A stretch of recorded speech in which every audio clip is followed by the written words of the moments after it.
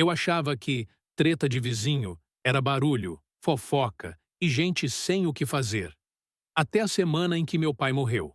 Porque eu não perdi só meu pai. Eu quase perdi a casa dele. E a história inteira do jeito que eu conhecia. Eu cheguei na rua ainda com o cheiro do velório na roupa. E a primeira coisa que eu vi foi um caminhão parado em frente ao portão da casa do meu pai. Não era caminhão de mudança normal. Era caminhão de retirada. E isso se sente na pele. Eu desci do carro e vi um homem em cima da carroceria segurando um sofá, pronto para descer. Eu gritei: "Ei, para! Quem mandou tirar isso daí?" O homem travou e olhou para o motorista, como se pedisse autorização. O motorista apontou com a cabeça para a calçada do outro lado. E foi aí que eu vi o seu Hélio, meu vizinho. O homem que passou 20 anos cumprimentando meu pai com "bom dia" e sorriso. Ele estava de braços cruzados, encostado no muro, com um sorriso pequeno, como se aquilo fosse dele. Do lado dele tinha uma mulher com prancheta, com cara de escritório, com cara de "tá tudo certo". Eu atravessei a rua e fui direto. Quem autorizou tirar qualquer coisa dessa casa? O seu Hélio veio devagar, calmo, como quem vai resolver um mal-entendido. "Ana, calma, não precisa fazer escândalo." Eu senti uma raiva fria. "Escândalo? Você está tirando coisas da casa do meu pai." Ele levantou as mãos, fingindo paciência. "Isso não é do seu pai faz tempo." Eu congelei. "Como assim não é do meu pai?" Ele apontou para o portão, como se tivesse orgulho. "Eu cuidei daqui. Eu consertei. Eu paguei coisa que ele não pagava mais. Ele me prometeu." Prometeu. Essa palavra, quando alguém morre, vira uma arma. Porque a pessoa não está mais aqui para dizer se prometeu mesmo. Eu respirei fundo. Meu pai morreu. A partir de agora é inventário. Documento. Justiça. Não é conversa. A mulher da prancheta deu um passo e falou num tom profissional, quase sem olhar na minha cara. "Senhora, nós temos autorização assinada. Está tudo regular." Ela virou a prancheta para eu ver. Uma folha. Assinatura do meu pai. CPF. E embaixo: "Autorizo o senhor Hélio a retirar." Meu estômago virou, porque a assinatura parecia dele. Parecia. Só que eu conheço meu pai, e eu vi um detalhe que ninguém de fora ia ver. O nome estava escrito Alberto, com acento. Meu pai nunca colocou acento. Nunca. Meu pai era ruim de escola, mas nunca errou o próprio nome. Eu olhei para o seu Hélio e falei, sem gritar: "Isso é falso." Ele riu curto, como se eu fosse dramática. "Falso? Ana, pelo amor de Deus, seu pai me devia." Eu virei para o motorista do caminhão. "Moço, não desce nada. Essa casa está em inventário. Se você tirar, você entra nisso." O motorista ficou inseguro. A mulher da prancheta levantou a mão. "Não toca. Está autorizado." A rua começou a olhar, janela abrindo, portão abrindo, e o seu Hélio parecia gostar. Ele levantou a voz, como quem quer controlar a opinião dos outros antes que a verdade chegue. "Ela está nervosa porque perdeu o pai e quer descontar nos outros. Mas ela nem mora aqui. Isso aqui não é dela." Aquilo me deu um choque. Eu senti meu coração bater mais forte. E eu pensei, ele está tentando me colocar como a filha louca, para virar a rua contra mim. Eu dei um passo e falei alto, para todo mundo ouvir. "Meu pai morreu ontem, e esse homem está retirando móveis da casa dele com um papel que eu vou levar para a perícia." O sorriso do seu Hélio vacilou por meio segundo, só meio segundo, mas foi o suficiente. Porque quem não deve não tem medo de câmera. Eu tirei o celular do bolso e comecei a filmar. O seu Hélio se aproximou. "Para de filmar." Eu recuei um passo. "Chega perto e eu chamo a polícia agora." Ele ficou vermelho. A mulher da prancheta tentou interromper. "Senhora, se a senhora impedir, vamos acionar medidas legais." Eu respondi: "Aciona." Eu também vou acionar. Agora. Eu liguei. Enquanto chamava, eu filmava. Eu mostrava o caminhão, o portão, o rosto do seu Hélio, a prancheta, o papel. Eu queria tudo registrado. Porque com gente assim, a primeira mentira é: isso nunca aconteceu. E eu não ia dar esse presente. A viatura demorou, mas chegou. 2 policiais desceram. E o seu Hélio mudou de tom na hora. Virou um cidadão calmo. Seu guarda, bom dia. Essa moça está impedindo eu pegar o que eu paguei. Tenho documento. Eu mostrei o vídeo, mostrei o papel, mostrei o acento no nome, mostrei a certidão de óbito do meu pai. O policial olhou e fez aquela cara de: isso vai dar trabalho. Com certidão de óbito recente, isso aqui entra em inventário. O senhor não pode retirar bens assim? O seu Hélio abriu os braços. Mas eu tenho autorização dele em vida. O policial respondeu: então resolve na justiça. Hoje não vai tirar nada. O motorista do caminhão respirou aliviado. A mulher da prancheta guardou as coisas sem olhar para mim, e eu achei que tinha acabado.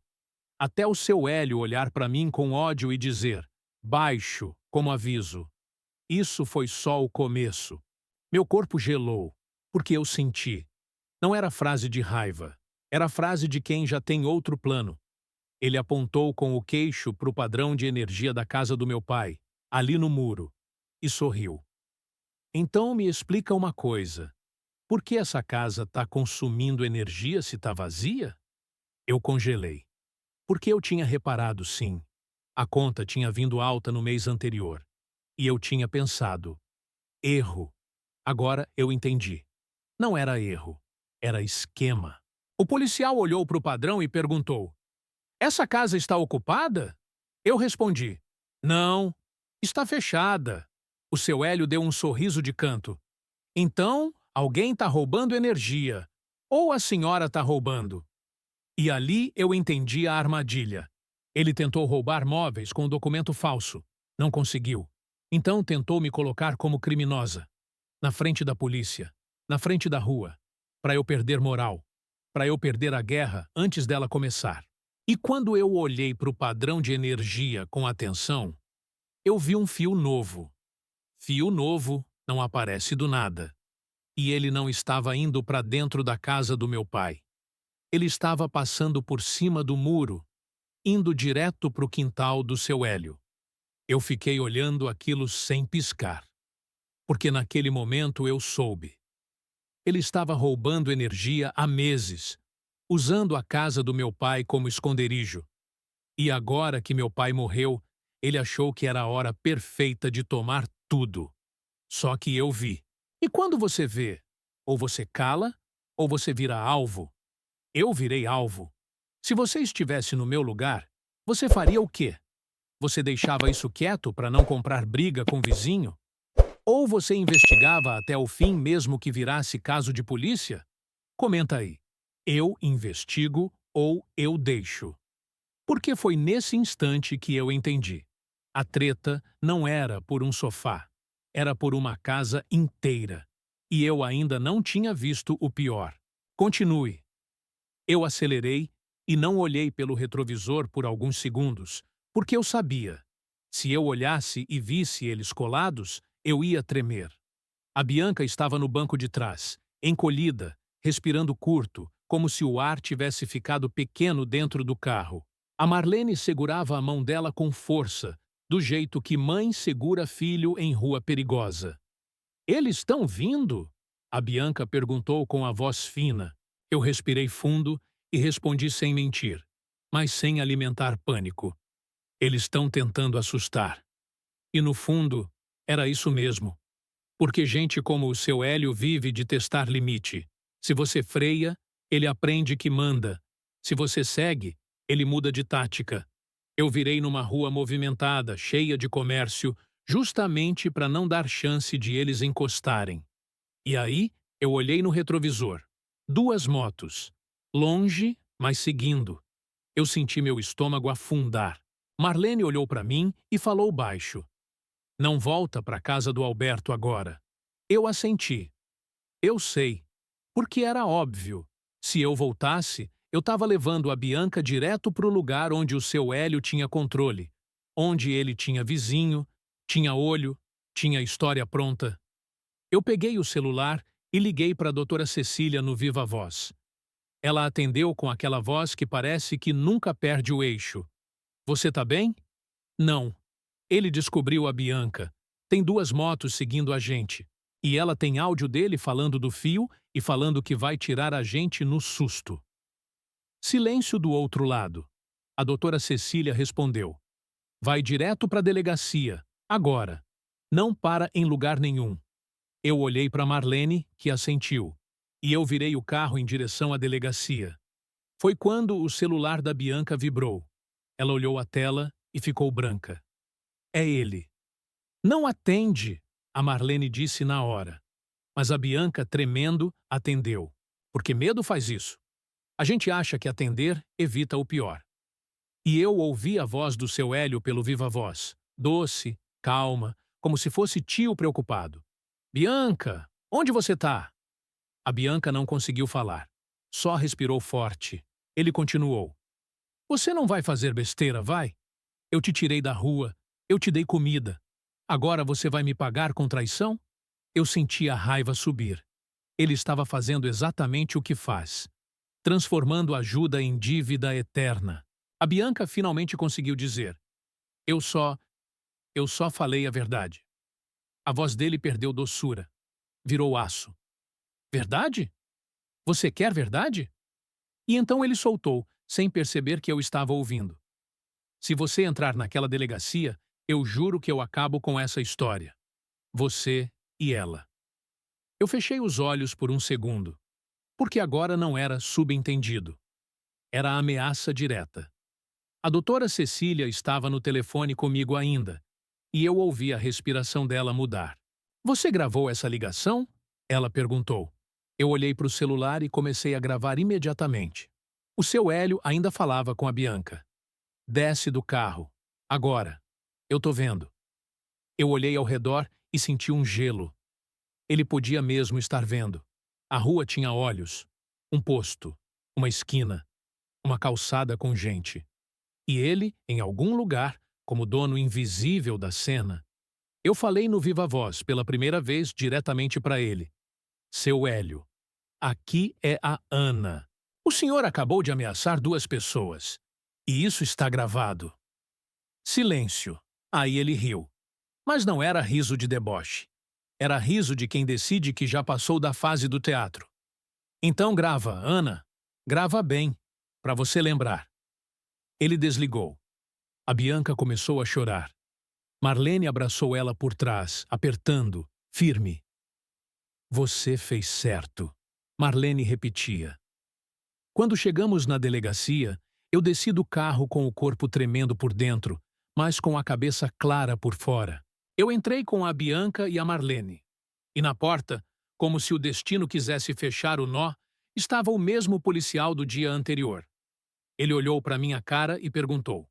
De novo? Eu respondi. Agora é ameaça. Agora é prova. Eu mostrei o áudio da Bianca. Mostrei a ligação. Mostrei o fio no vídeo. E contei da retirada com documento falso. O policial chamou o superior.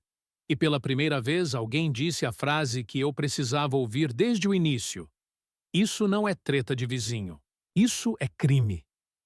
A Bianca foi levada para uma sala, para depoimento. E quando ela saiu, o rosto dela estava vermelho, mas a postura estava diferente.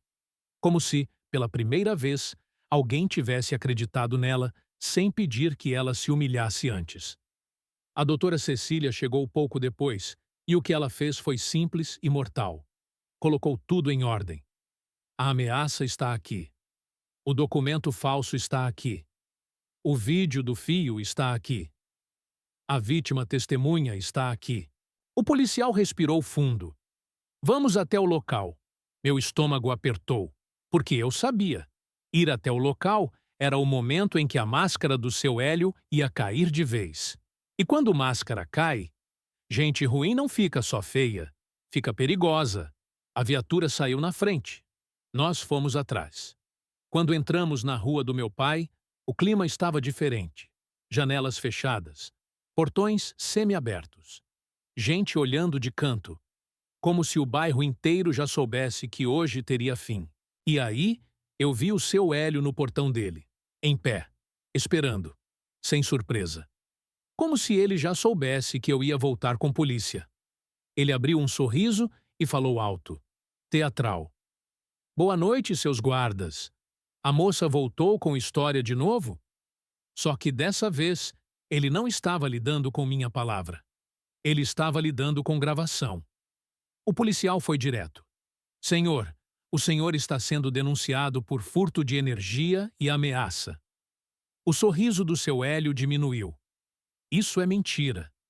A doutora Cecília respondeu, calma. Então o senhor não se importa em abrir o quintal e mostrar por onde esse fio entra. Ele travou. E travar, para alguém como ele, é confissão. O policial deu mais um passo. Abra. O seu Hélio olhou ao redor, procurando apoio, procurando a rua, procurando alguém para salvar o personagem dele. Só que a rua estava quieta. E eu vi uma coisa que me deu arrepios. O seu Hélio estava sozinho. Pela primeira vez, sozinho. Ele tentou rir. Eu não tenho que abrir nada. O policial respondeu. Então o senhor vai acompanhar a gente até a delegacia e a gente entra com mandado se necessário. Foi aí que ele mudou. O rosto dele ficou duro. O olhar dele ficou feio. E ele sussurrou, só para mim, baixo o suficiente para ninguém ouvir. Você acha que está protegida porque está com polícia? Eu senti o medo subir, mas eu não desviei o olhar. Porque eu entendi. Esse era o último teste. Ele queria que eu tremesse. Ele queria me ver quebrar. E eu respondi baixo, firme. Hoje eu não tô sozinha. E quando eu disse isso, eu vi a Bianca atrás de mim segurando a própria coragem com as duas mãos. O policial repetiu. Abra o portão. O seu Hélio ficou parado por um segundo longo. Depois tirou a chave do bolso e abriu. E quando o portão abriu, eu vi exatamente onde o fio entrava. Eu vi a gambiarra. Eu vi o buraco no muro. Eu vi o gato montado como se fosse coisa normal. E eu vi, no chão do quintal dele, uma caixa de ferramentas aberta com algo que não era ferramenta. Era uma pasta, com papéis. Papéis dobrados. E no topo, um documento com assinatura. Assinatura parecida com a do meu pai. De novo, eu senti um gelo. Porque eu entendi. Ele não tentou falsificar uma vez. Ele tinha um kit, um método. E aquilo não era só para roubar energia. Era para roubar história. Eu vi aquela pasta no quintal do seu Hélio e senti o corpo inteiro gelar.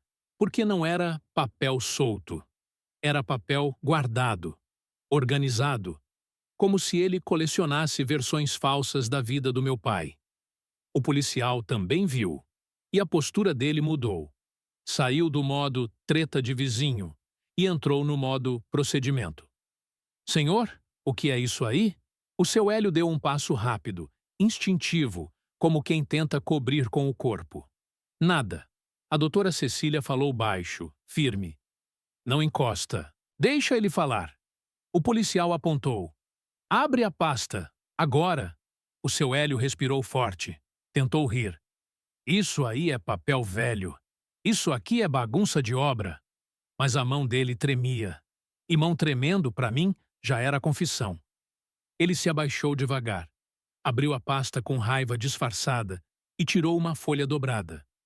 Eu vi de longe. Tinha cabeçalho de cartório. Tinha carimbo. Tinha assinatura. E tinha uma frase que me deu vontade de vomitar.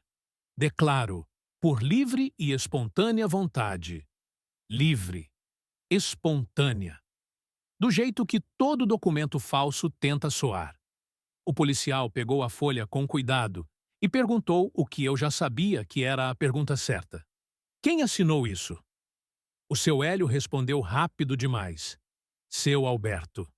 Eu não aguentei. Meu pai estava doente. Mal saía de casa. E você aparece com mais de um papel assinado por ele? O seu Hélio virou para mim com ódio. Eu conheci seu pai mais do que você. Essa frase atingiu fundo porque ela foi feita para atingir. Mas ela teve o efeito contrário, porque o policial olhou para ele e respondeu seco. Então, o senhor devia ter respeitado a morte dele. O seu Hélio ficou vermelho e tentou o último teatro. Isso é perseguição. Ela tá fazendo isso porque quer me tirar daqui. A Bianca, atrás de mim, sussurrou. Ele tá mentindo. E eu senti um orgulho amargo daquela coragem. O policial olhou para Bianca. Você é quem? Ela engoliu seco e respondeu. Eu moro lá. Com ele. O seu Hélio girou na hora. Você não mora comigo. Ela tremia, mas não recuou. Eu moro. Eu limpo. Eu durmo lá. E eu ouvi ele falando que ia tirar a Ana no susto. O ar ficou pesado. O policial virou para o seu Hélio. Você ameaçou essa moça e a outra. Tem gravação? A doutora Cecília levantou o celular. Tem. O seu Hélio ficou parado. E naquele segundo, eu vi o que ele era por trás do personagem. Um homem que sempre viveu de se sentir mais esperto do que os outros. Só que, quando a esperteza dele virou papel, fio e ameaça, deixou de ser esperto. Virou rastreável. O policial fez sinal para o outro agente. Fotografa tudo. O fio, a ligação, a pasta, cada folha. O seu Hélio deu um passo para trás, como se estivesse perdendo território. E aí, ele fez a coisa mais perigosa. Ele tentou fugir, não correndo pela rua. Fugir do jeito de gente covarde, puxando a Bianca pelo braço. Vem! Agora! Ele segurou forte e a Bianca gritou.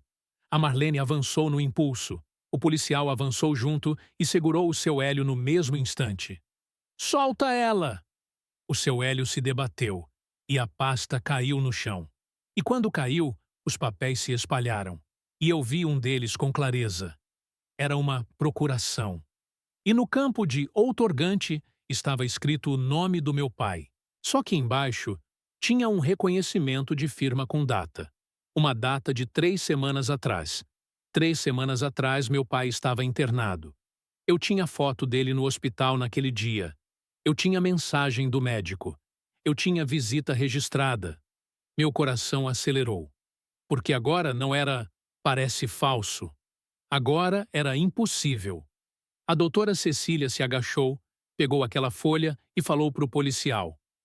Isso aqui é material para investigação de falsificação e tentativa de esbulho.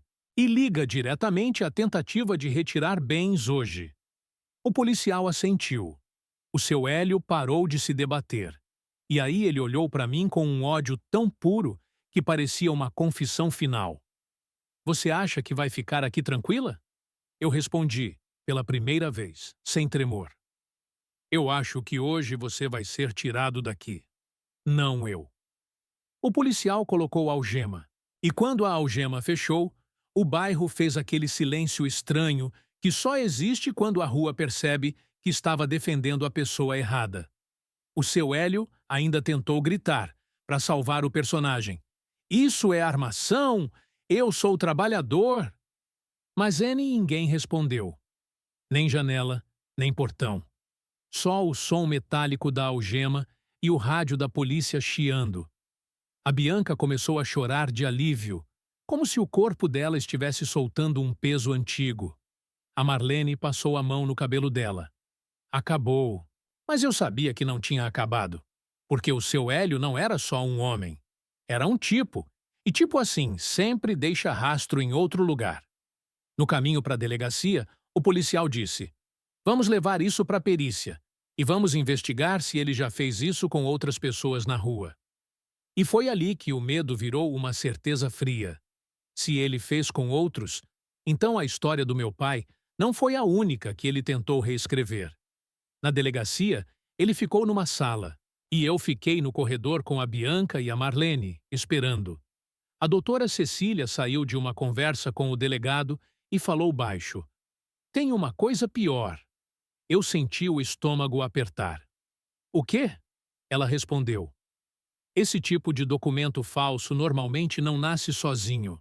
Alguém de cartório, alguém de imobiliária, Alguém de dentro facilitou. Meu coração bateu forte. Porque, de novo, a história estava repetindo o mesmo padrão. Não é um vilão sozinho. É uma rede. E, se existia rede, então a treta de vizinho tinha virado uma coisa maior do que rua.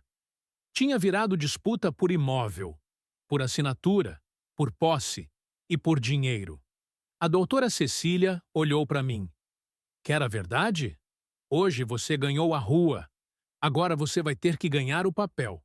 Eu respirei fundo e, pela primeira vez desde o velório, eu senti que eu estava fazendo do jeito certo. Não no grito, no registro.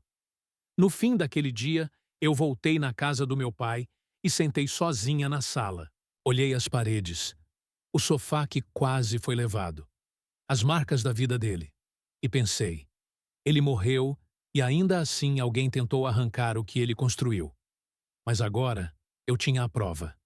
Eu tinha testemunha. Eu tinha gravação. E eu tinha uma escolha clara. Ou eu fechava os olhos e deixava a rua decidir minha história. Ou eu terminava o que meu pai não teve tempo de terminar. Proteger o próprio nome. Na semana seguinte, a casa do meu pai virou um lugar que eu não reconhecia. Não porque mudou por dentro, mas porque eu passei a entrar nela como se estivesse entrando num cofre, trancando tudo, fotografando tudo, anotando tudo. Porque eu entendi que, quando alguém tenta roubar um imóvel, não começa com muro, começa com narrativa. E o seu Hélio já tinha espalhado a dele. Eu acordei cedo. Fui na delegacia buscar orientação sobre como prosseguir com o registro do furto de energia e da falsificação. E ouvi do delegado uma frase simples. Você fez certo em trazer prova e testemunha. Agora, não some. Porque ele vai tentar se salvar jogando culpa em alguém. Eu saí de lá com a cabeça acelerada. E antes de voltar para casa, eu parei numa padaria, só para respirar. E foi ali que eu ouvi o primeiro golpe do contra-ataque. Duas mulheres falando perto do balcão, sem perceber que eu estava ouvindo. Dizem que ela está querendo vender a casa e botar o vizinho na cadeia. E a menina? Dizem que a menina roubava junto. Eu senti o peito apertar. Era isso. O seu Hélio não podia mais se defender com a própria boa imagem.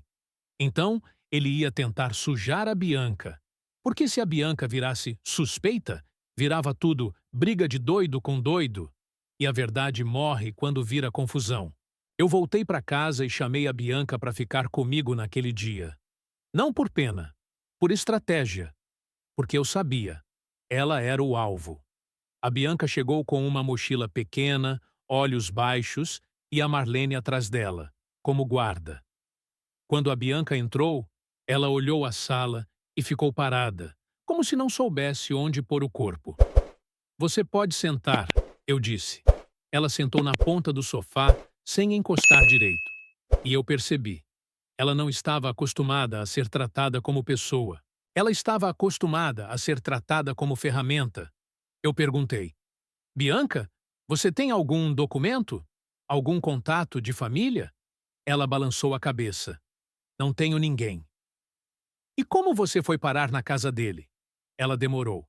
E quando falou, a voz saiu com vergonha. Eu estava na rua. Minha mãe sumiu. Eu dormia em praça. Ele me viu e disse que me ajudava.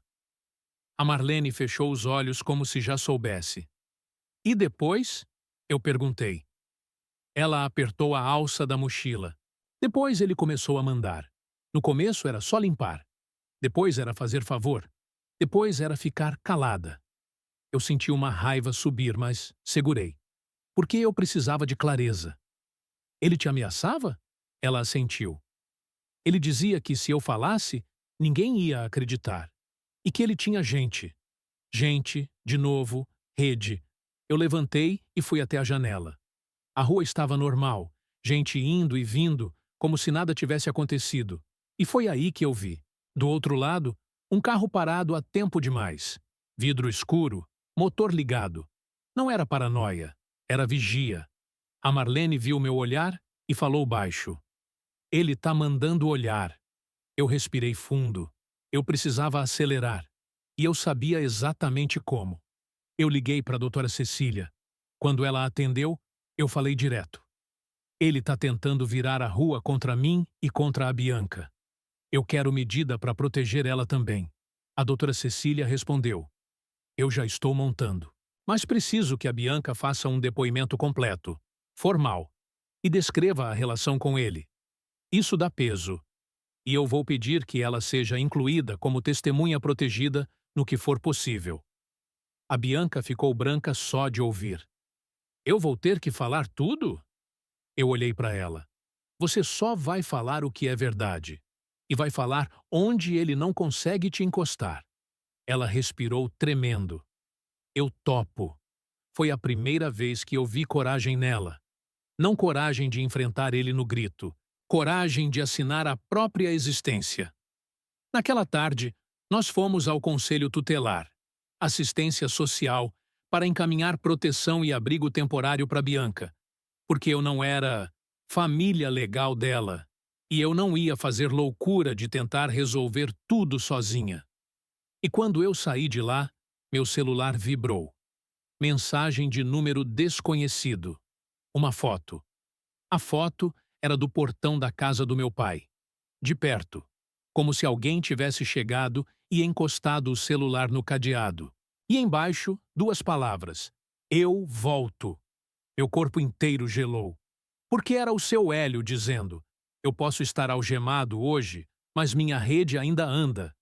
Na mesma hora, eu liguei para o policial que tinha atendido o caso. Ele falou: não fica na casa sozinha hoje e reforça o portão.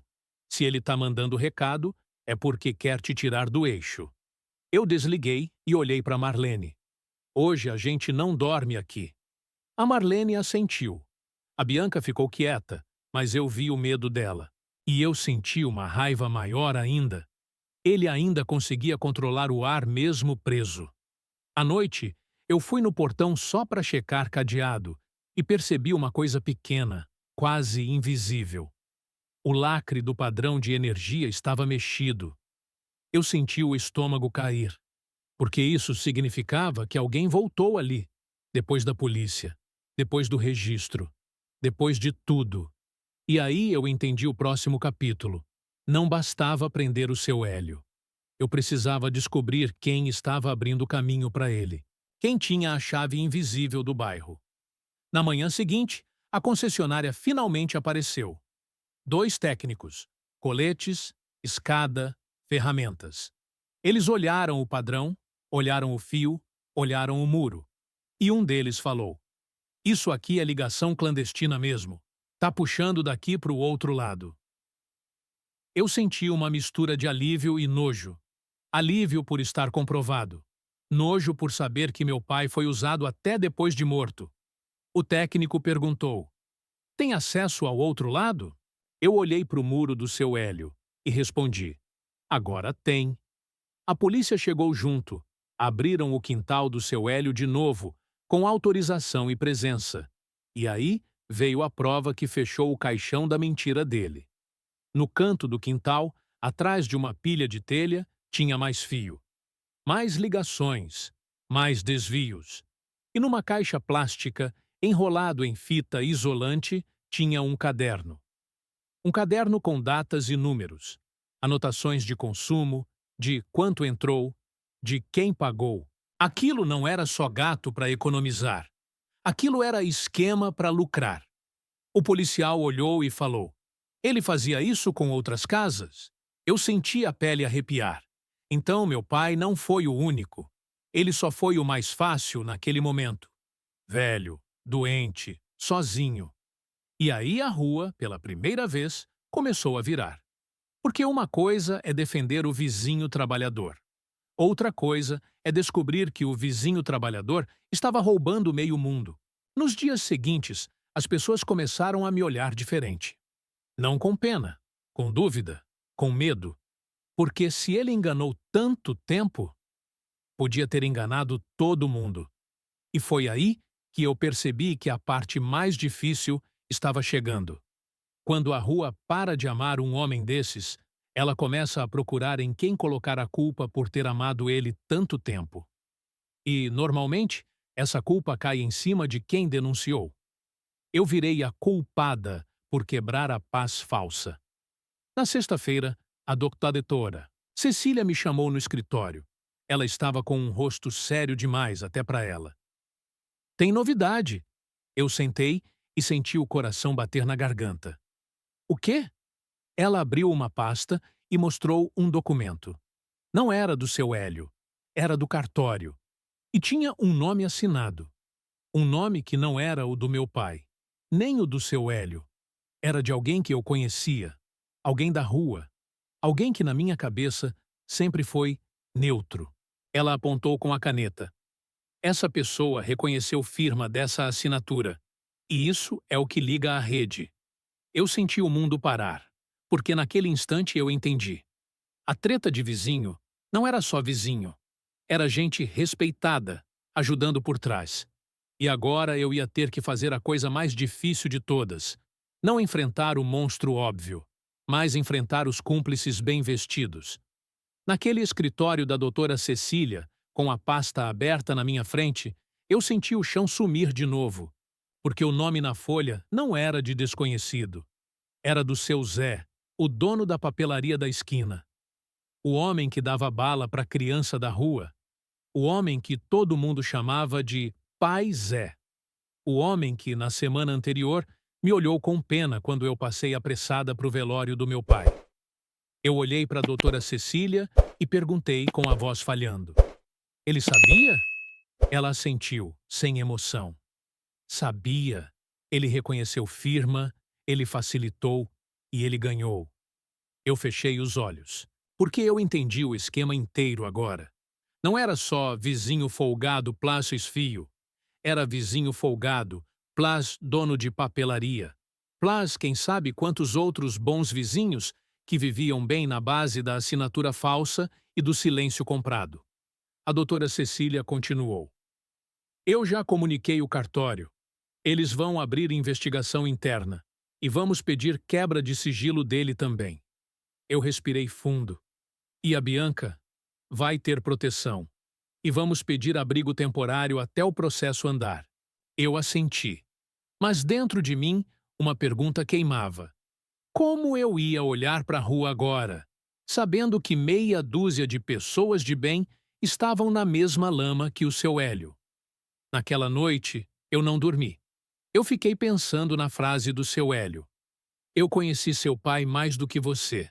E percebi que era verdade. Ele conheceu meu pai como eu nunca conheci. Como alguém que precisava se proteger dos próprios vizinhos. E meu pai, por ser homem bom, confiou demais.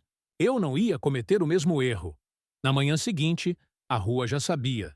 Não do nome do seu Zé, mas que tinha mais gente metida. As pessoas começaram a me olhar diferente. Não com ódio, com culpa, com vergonha. E eu vi uma coisa que me deu esperança. A verdade, quando aparece, não precisa gritar. Ela só precisa existir. No dia seguinte, a concessionária mandou o laudo oficial. Furto comprovado. Prejuízo calculado. E o valor era alto o suficiente para ser crime. Não contravenção. Crime! O seu Hélio foi formalmente indiciado. O seu Zé foi chamado para depor. E a papelaria dele, que sempre foi ponto de encontro da rua, ficou vazia. Na audiência de custódia, o seu Hélio apareceu diferente. Sem o sorriso, sem o teatro. Só um homem de meia idade, barba por fazer, olhando para o chão.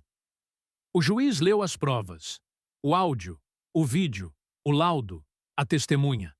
E falou uma frase simples. Não há risco de reiteração?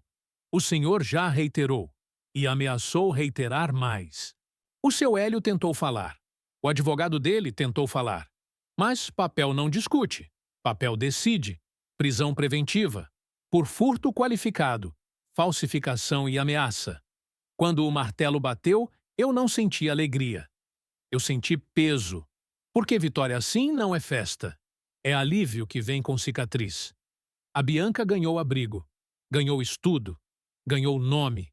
E ganhou pela primeira vez um futuro que não dependia de ninguém. A casa do meu pai ficou comigo. O inventário andou. Mas a rua demorou mais para se curar. Porque quando você descobre que conviveu com o esquema por anos, você não culpa só o chefe do esquema. Você culpa quem deixou acontecer. E por um tempo, essa culpa caiu em mim. Mas com o tempo, as pessoas voltaram. Não com conversa, com gesto. Uma vizinha trouxe bolo, outra trouxe planta para o jardim. O seu Manoel, que sempre foi calado, veio e disse: Eu sabia que tinha coisa errada, mas achei que não era para mim me meter. Eu respondi: Agora é para todo mundo se meter. E ele sorriu. Porque às vezes a lição não é só para quem briga, é para quem assiste. Meses depois, a casa do meu pai virou aluguel. Não para eu lucrar, para eu transformar em algo que servisse. Eu coloquei uma placa: quarto para estudante mulher. Só mulher. Porque eu sabia. Tinha mais Biancas por aí. E hoje, quando eu passo na rua, o seu Hélio não tá mais no portão. O seu Zé fechou a papelaria.